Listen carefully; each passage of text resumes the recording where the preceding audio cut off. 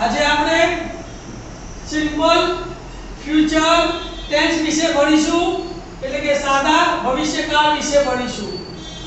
પહેલો પ્રશ્ન છે કે સાદા ભવિષ્યકાળ ક્યારે વપરાય છે?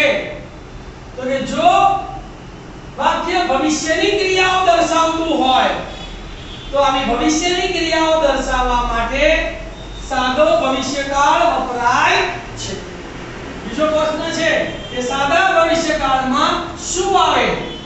તો કે સાદા ભવિષ્યકાળમાં કર્તા પછી shall કે will વત્તા મૂળ ક્રિયાપદ આવે।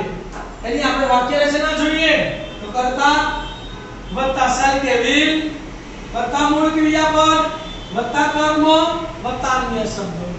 યાદ રહી ગયું?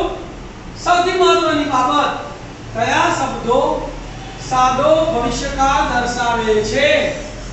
તો જો વાક્યમાં ટુમોરો એટલે આવતીકાલે, નેક્સ્ટ એટલે આવતા, ફોલોવિંગ એટલે પણ પછીના વગેરે શબ્દો આવે, અથવા ઇફ અને અનલેસ ની વાક્ય રચના સાદો ભવિષ્યકાળ દર્શાવે છે।